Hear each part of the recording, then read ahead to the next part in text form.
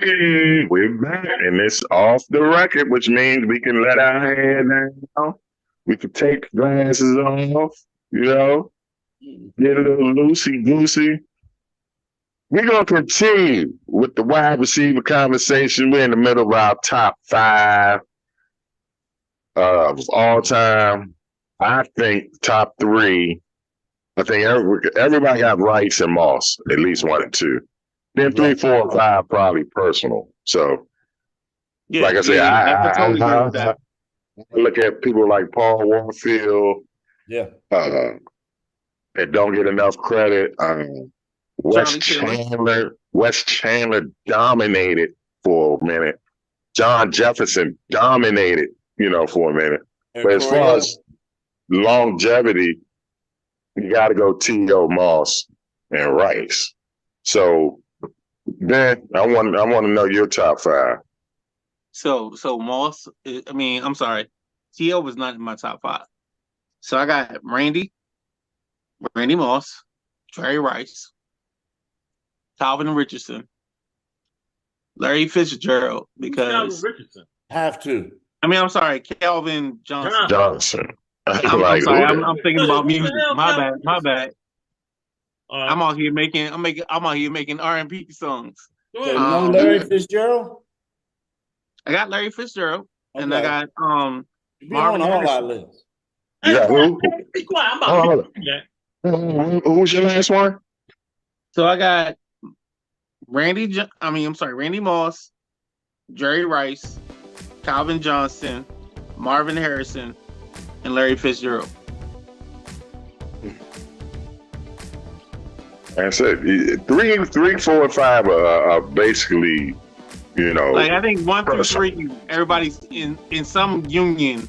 Like they're all close. We're all on the same page. How do you not have T.O. in there though? I don't think T.O.'s.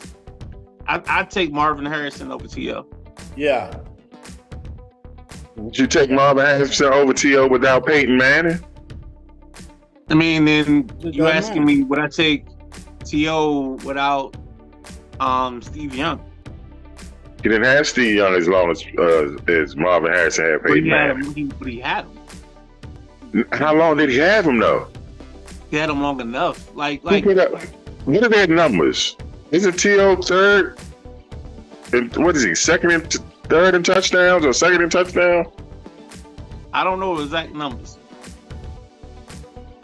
I'm not knocking Marvin Harrison, but he played with a top. Marvin Harrison had a great career with Peyton Manning. No doubt. A great career. T.O. had to deal with Steve Young, late. Jeff Garcia, understand that. Jeff Garcia. that's the same argument you would have if you throw Art Monk in the conversation.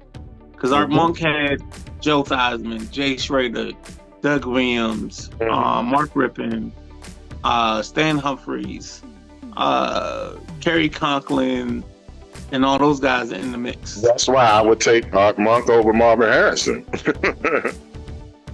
I think Marvin Harrison was more electric, and that's the only reason I take Marvin over like Art. I think Art was. It's shameless to say it, but I think Art was the guy that did all the right stuff. Like he would give you it wasn't exciting, but he would make the plays that you need to make. First down. I think like he'd get you the first down. He'd get you whatever. But I think the difference was Marvin Harrison was a little bit more explosive than Art was. And that's really the only reason I would hold them in different spots on my list. I just think we got certain players that are in place, and then I think the problem that we're gonna have as this wide receiver argument goes on is guys like Paul Warfield, Charlie Taylor, they're gonna fall off not because they're not good enough, they're gonna fall off because of numbers. Because we're gonna get to a point where the numbers are so egregious and so out of shape that it doesn't make sense that they're even in the conversations with these guys. That's why I look at these two things: yards per catch and the ratio of catches and touchdowns. Am I saying that right? If you look at those yards per catch and that, the wide receivers back then are better than the receivers today. Just look at just look at those two numbers. Paul Warfield, Lynn Swan, Wes Chandler, John Jefferson. It's ridiculous. The numbers, I mean, it's ridiculous.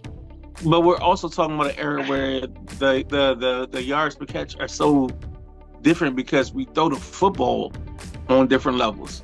Like, we throw a football now for a screen. We throw a hook. We throw whatever before we throw the 20-yard in, the 18-yard out, or whatever it is. That's where things get different. Jack, what was you about to say, Steve Lardner? Nothing. Thought he was a high-ranked all-time receiver. That's all. No, I like Stevie Lardner. He's another one. I mean, he played for a expansion franchise and put up hell of a numbers. Got his ass beat for years before he even Seattle first made the playoffs in 84, I think. 84? Yeah, I think that's the beginning of the I think they didn't really hit their stride until Chuck Knox got there. So it might have been a little bit later than that. 82. They made the playoffs. 82 was right short of the season. Okay. Miami, Seattle did? Yeah, they played Miami like the game before the AFC Championship game. The Jets played Miami. Because then they got Kurt Warner and some of those guys. Yeah.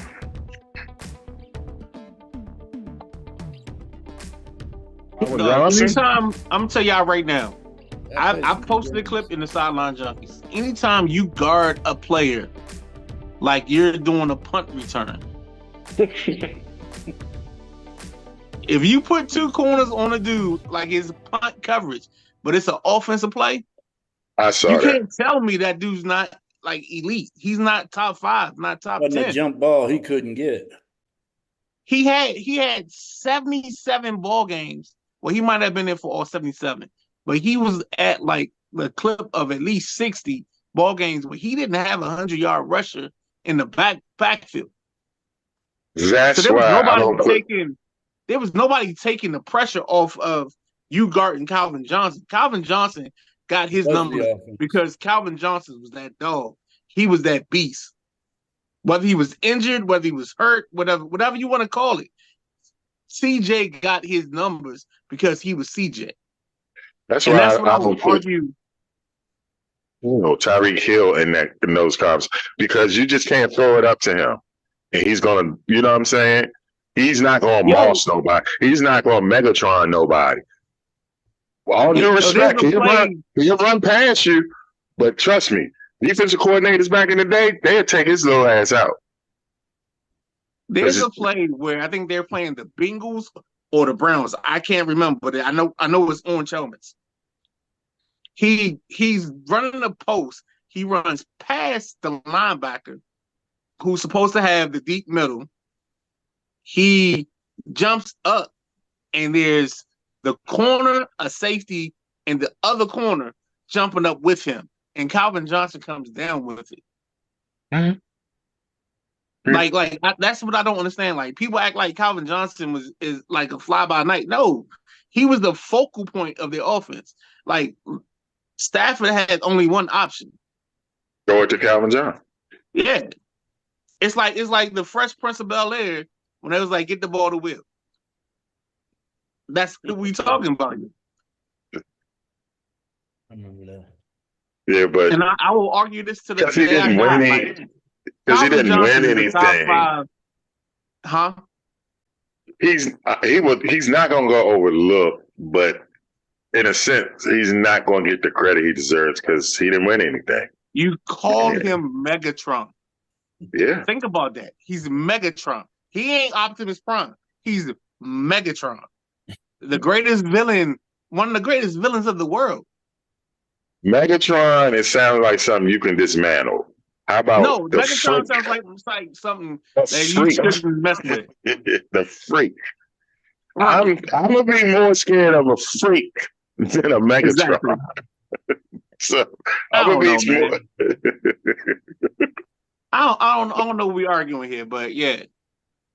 And then earlier when we was talking about Cooper Kupp, I think it was before the commercial. You got to think about it though. That season he had when they won the Super Bowl and he set the records and all that. That was like dream season he had, you know. And he still puts up numbers. Yeah, Still puts up numbers. And he blocks. And he goes all out all the time. And you know why I like Cooper Kupp? He ain't a damn diva. You know what I'm saying? Yeah. He's not a diva. Why? That's another thing. Why are wide receivers divas? When they need the fucking quarterback to throw them the ball. That's why they're divas. You know what I'm saying? Month wasn't a diva. You know, Month. like to see McLaren. I mean, come on. Hutchins wasn't a diva. Marvin Harrison wasn't a diva. Yes, he was. Nah. No. So everybody says, "Oh, Marvin Harrison wasn't a diva," but Marvin Harrison was a diva. Marvin Harrison went back to Peyton and told Peyton, "I need the football." Like, he was quiet about it. He just wasn't one of those dudes that like danced in the end zone. But yeah, he told Mark, if we ever had access to like the off field or the sideline tapes, like when they talked about that infamous scene where not Marvin, but when Peyton was yelling at Saturday for calling run plays, like if we had more access to that type of stuff, there's a situation where Marvin Harrison told Peyton to get him the damn ball. Hey, all these years, Dude, it's natural. It's natural. Somebody, there's got to be some tape somewhere. It would have been. They find tape on every goddamn thing. Dude, it's the position, dog. I don't care what you tell him. I mean, what's our boy, Mike Thomas? Yeah. I'm gonna tell you right now, Mike Thomas. If we were in our leagues playing ball, he came back to the huddle 10 times out of 10 telling somebody he was open. Mike, I mean, tell you facts. Mike is Michael Irvin. So yeah, yo. So like let's not like wide receivers, whether the level doesn't matter. But I'm gonna tell you that, yeah, these jokers they'll come back and tell you all the time they wide open, is boom, hit me with the pass, hit me with the play, whatever. That's all I'm saying. I wish your boy KG was on here, because I might piss some fans off, and I'm a diehard Redskin fan. Okay, diehard. Devin Hester was inducted to the Hall of Fame. Oh yeah. You know what I'm fucking tired of hearing? And like I say, I am a diehard Redskin. You know what I'm fucking tired of hearing? Brian Mitchell. It's called the Hall of fucking Fame, okay? Not the Hall of Very Good. Not the Hall of I played a long ass time. Okay? The Hall of Fame. Brian Mitchell, he's supposed to be there for that. Why? They say he broke Devin Mitchell, my man He had Devin the Hester. second most yards from scrimmage of all time. He was the leader in return touchdowns until Devin Hester broke his record. Mm-hmm. All you gotta do is look at Devin Hester's first 2 years. Hall of Fame. Damn. It's his first 2 years. Just in his first 2 years, this man is a Hall of Fame. Brian Mitchell, how long did it take him to achieve the return? I'm talking just return, okay? I'm not talking about all the combined yards, because Devin Hester made the Hall of Fame as a returner. And everybody keeps saying Brian Mitchell, all right? Look at Devin Hester's first 2 years. It's ridiculous. And then after his first year, Devin Hester spent his whole career people kicking the ball away from him. Okay? I don't remember people kicking the ball away from Brian Mitchell, and I've watched every damn Redskin game that shit since I was 10 years old. Like I said, I love the Redskins. I love Brian Mitchell. But him over Devin Hester as far as Hall of Fame, come on, man. It's not even close. It's not even close. Not even close. No, it's close. I think the difference is that we saw, like, I think Devin Hester was at the change of how we looked at sports. So, like, Brian Mitchell's returns didn't get the same luster and the same love that the Devin Hester returns. You know why? Because they was kicking to. Hold on. Just hear me out. Give me 1 second, and I'll let you have this the rest of the way. Because I think at the time when Hester was making his returns, we also had Dante Hall. Like, we had like this flux of guys making returns. So, like, the kick return game got like a special thing in that space of time. So I think that's why Hester resonates more than a Brian Mitchell does. Because Brian Mitchell the other thing about Brian Mitchell was Brian Mitchell's returns weren't special. Because he ran straight up the field. It wasn't like he didn't juke anybody. He kind of juked some people, but he didn't do a lot of juking. It wasn't like this big thing. It was mostly, all right, I catch the ball, I'm going to go up the field, boom. If you're in my way, I'm going to run your ass out. Spectacle. It was more of a spectacle with Devin Hester. So that's why I think Devin Hester gets like more of a return, more love from fans and more love from people in the sports world, is because it's like, I'm watching dude, he's making these moves, he's making these people miss. Brian Mitchell just really ran straight. And that's the difference. Straight. Hey, go ahead, Jack. Yeah, Brian Mitchell, and then Mike Nelms before him. I really enjoyed Mike Nelms, and he was a conference leading, possibly league leading kick punt returner. But that's the thing with Hester. He was dominant as both kick returner and punt returner. I mean, he's the only guy. But he didn't play anything else. Say again? He didn't play anything else well. So, like, the argument from the Brian Mitchell side of it is Brian Mitchell was at least an adequate running back. He also had punt and kick returns. But okay, so hold on. Hester was not a decent receiver, and he wasn't a good enough cornerback. So, like, Hester was mostly just a kick returner. And I think that's where the argument from the Brian Mitchell people come from, is because Hester couldn't do anything else but return kicks. He wasn't a legitimate. That's what he's in the hall for. He wasn't a legitimate running back. He wasn't a legitimate wide receiver. He wasn't a legitimate corner. He was just a kick returner at his truest essence. And for Brian Mitchell, I mean, he's got all-purpose yards, and for him to be the guy behind Jerry Rice in terms of all-purpose yards, you have to respect that in some level.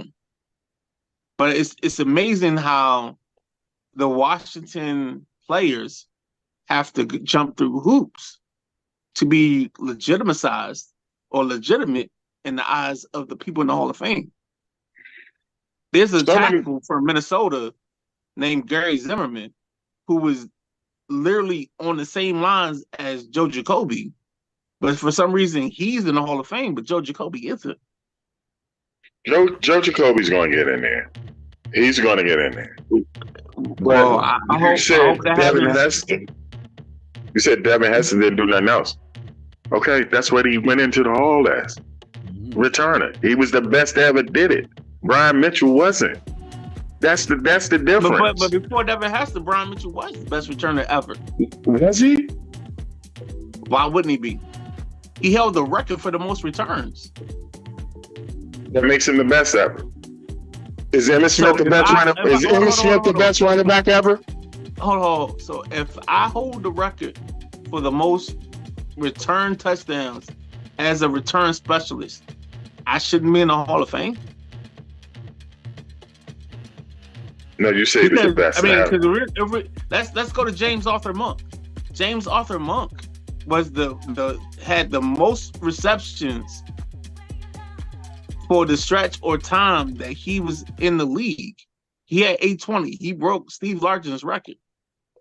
Again, that's not enough for him to be in the Hall of Fame. One Hall of Fame. Okay, let me emphasize the word fame. Okay, we talking greatest returners of all time. Let me talk about most people. I would be willing to say 95 to 99% of people, Ryan Mitchell's name not going to come up. You know whose name going to come up? People going to say Billy White Shoes Johnson. They definitely going to say Deion Sanders. Ryan Mitchell ain't going to be the first Redskin name to come up. I'm going to say Darrell Green and Mike Neal. You know why? Because it's fame. It's not very good. Okay? Ryan Mitchell, if there was a hall of consistency, okay? It was bring your hard hat and show up for 14, 15 years, and you hit a return every two or three years here. That's what Ryan Mitchell did, man. His returns were set over the years. Okay? I think he went from 93 to 98 without a return for a touchdown. So when people, I mean, again, I'm Ryan, Redskin fan, love him, but I can't and I'm gonna name another player that gets on my damn nerves when they say he should be in the Hall of Fame. Gary Clark. Do you think Gary Clark should be in the Hall of Fame? Yeah. Yeah, I do. He's got better numbers than Michael Irvin. There's like a stretch where hold on. There's a stretch in the 80s where it's, and this is Jerry Rice and Gary Clark. Hold on. It's Gary Clark, Andre Rison, and Jerry Rice, where like they have a certain number of catches and a certain number of touchdowns over a certain stretch. Yep. Know what I'm gonna ask you? You know what I'm gonna ask you? What you gonna ask me? Did Jerry Rice and Andre Rison have a Hall of Famer on the other side? That's why it makes it better. That's why. That's why he got open. Hold on. Time out. Andre Rison didn't have a Hall of Fame quarterback. He never had a Hall of Fame quarterback. He had Chris Chandler. He had Jeff George. He had Bones. Okay, Gary. When Gary Clark was playing, who was on that other side? James Arthur Monk. Who was the main focus?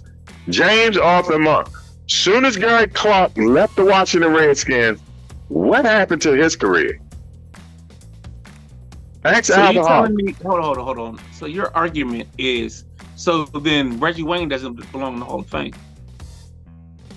Reggie Wayne did good after No. You telling me that Reggie Wayne doesn't belong in the Hall of Fame? Because he was on the other side of Marvin Harrison. I would put him in over Gary Clark. No, by your argument, he shouldn't be in the Hall of Fame. Chris Carter shouldn't be in the Hall of Fame. Who? Chris Carter. Come on, man. No. By your argument, I'm sticking by your argument. Your argument is if the guy on the other side of you is good, then you should be in the Hall of Fame. And he had Randy Moss. He had Randy Moss on the other side of him. He has a track record without Marvin Harrison. Chris Carter definitely has a track record without Randy Moss. What is Gary Clark's track record without Art Monk? Garbage. He went to Phoenix, garbage. Then he went to Miami, ended up his career. It was over. He thought he was a top receiver. He wanted to get there. I can't catch Jerry. I remember the end. I'm gonna catch Jerry either. It's different when you got a Hall of Famer on the other side and you're not the number one. I didn't say that they wasn't focused on Gary Clark, when James Arthur Monk is on the other side, yeah, you're going to catch a lot of passes. Okay. He saw he saw what Alvin Harper saw when he left the Dallas Cowboys, and he thought he was a top receiver. How did that work out for Alvin Harper? Go ahead, Jack. I hear you. I see you. You guys to talk about this for 12 days, 6 months, 5 years. Got to agree to disagree on this one, I guess. Everybody's got their opinion, and that's what I like. But that's what I'm saying. It's called, people was like, when I said, I remember saying Drew Pearson was a way better wide receiver than Gary Clark. Well, look at the numbers. What is Gary? Okay, let me see. Gary Clark. I'm trying Gary to think Clark of numbers are better than Drew Pearson's. Because we're talking about different eras. Gary Clark was never considered the number 1 or number 2 receiver ever in the NFL. Drew Pearson was considered either number 2. So you saying Ricky Sanders was number 2? No, I'm saying Gary Clark was never considered the number 1 or number 2 receiver in the whole NFL. Drew Pearson at one point was either 1 or 2. It was either him or Lynn Swann in the 70s. We're talking about eras where the wide receivers at their best, they caught 500 passes. Yeah, he didn't dominate his era. He wasn't the top guy in his era. Nobody looked at Gary Clark and said, because they was looking at Jerry Rice. Jerry Rice and Sterling Sharp and Chris Carter. Those were the top. And Art Monk. Oh, let's take us a couple steps back.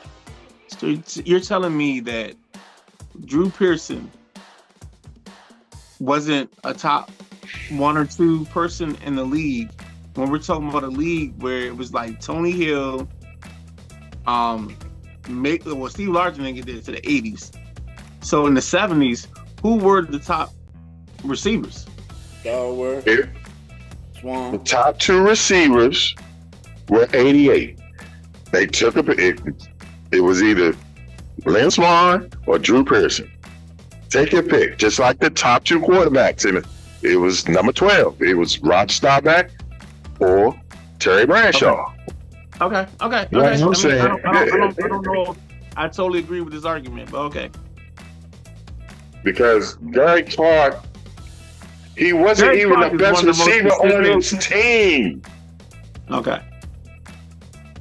I just don't mean as a person. I don't see this thing where people were like I want you to go. Changing their defenses for James Arthur Monk, who was a possession wide receiver. I want you to go look at some YouTube 70s. Watch Dallas Cowboys versus Atlanta 1980. Watch Dallas Cowboys versus Minnesota. I'm telling you that I just don't see where Gary Clark has no signature. I mean, no playoff, no major. I mean, what? That's what I'm saying. It's called the Hall of Fame. Okay, so what was our Monk thing? Hold on, now you're going to a place. Let's go. I'll be your Huckleberry on this one. So Art Monk, he wasn't a part of the first Super Bowl. So he didn't catch a pass or a touchdown in '87. The only touchdown he caught was in '91. No, he didn't catch one in '91. So where was his Super Bowl touchdown catch? Don't have one. So what makes him a Hall of Famer in your regards of talking about top receivers having top plays in top situations? Where's Art Monk in that situation? Because Gary Clark, everybody that was calling them games. 34, 1986 against Chicago. Jay Schrader. No, we're not talking about playoffs. No, we're not talking about playoffs. We're talking about Super Bowls. Gary Clark and Ricky Sanders got Super Bowl touchdowns. Gary Clark and Ricky Sanders. Cool. Great. Everybody, who was the number 1 receiver on that team? Everybody knows Art Monk. It was always Art Monk. Hold on. Obviously, they didn't, because it took Art Monk 10 years to get into the Hall of Fame. That's because of his personality. Art Monk didn't kiss no ass. He didn't give interviews. He was just Art Monk. Art Monk did his work and went on. He didn't Okay. give you nothing. But who got the big standing ovation in Hall of Fame history? Okay. I mean, you want to go with Tells serial you that tells you how Art Monk No, is that just tells revered. you how many fans from Washington was there. No, That's what it tells you. People was calling Hall of Fame Art Monk before he even went to when he was playing. Oh, he'd be in Canton one day. I never heard that shit about Gary Clark. Okay. Never. Jack, you think Gary Clark to be in the Hall of Fame? No, Hey, no. you think he was better? You think he was better than Drew Pearson and Lynn Swann? Neither. Hell no. Be the what? He was Robin, you know what I mean? He wasn't Batman. There you go. All But right. So then, sometimes why you is gotta put John both. Stallworth in the No. Hall of Fame? But I John wanted to Stallworth start- is Robin. Why is he in the Hall of Fame? on He the was Hall just of as Fame he was just as good as Lynn Swann. Okay. He was. Okay. Yeah, hey, I tell he might be the best wide receiver in Pittsburgh Steelers history. Okay.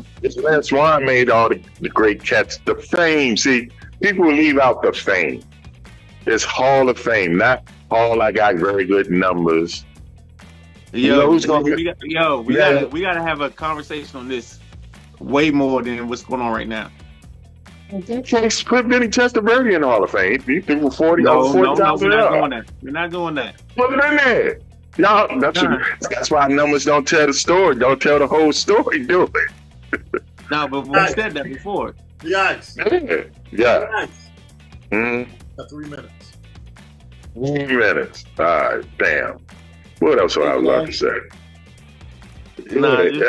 let's just walk over Frank there. Gore. Frank Gore is going to the Hall of Fame, but is Frank Gore really a Hall of Fame? Yeah. Yeah. He's the top Frank 10 Gore. rusher in the. If Curtis Martin is in the Hall of Fame, Yeah. Frank Oh, Gore he's should be in the Hall of Fame. 38 years. God damn, he should be. Okay. Well, Where's the fame in Frank Gore's career? I'll wait. Where's the fame what? at? you know what? We do what we do A on lot the of other touchdowns. side of the Clip Productions Network. We do what we call a pin, and I'm gonna put a pin in that, and we come back to it later. Hey, y'all got anything else to say before we roll out? I was puzzled to see Randy Gradishar on there. Why is it taking that long for him to get in? Hey, it takes sometimes.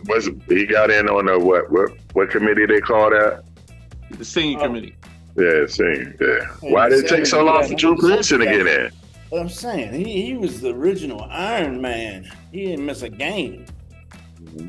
Look how long it took Drew Pearson to The get in. senior committee. Yeah, my big orange crush was something back then. Fucking Drew Pearson had to wait almost 40 years, 30 years? That's crazy. Yeah. That is crazy. All right, y'all, we're gonna wrap this up like a Christmas gift. And Ben said we're gonna put a pin in it. I'm ready, Ben. Oh, Yo, Lord. ready. never. I'm ready, buddy. You and KG and was it BG? What's his name? BJ. BJ.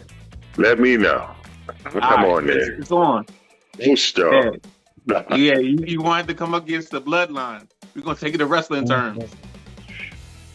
This was called Off the Record. As you can see, it's a little more fire in it. So we're going to leave you like we always leave it, whether you like it or don't like it. Gary Clark is not a Hall of Famer, y'all. I'm sorry. But learn to love it. We'll see y'all next week.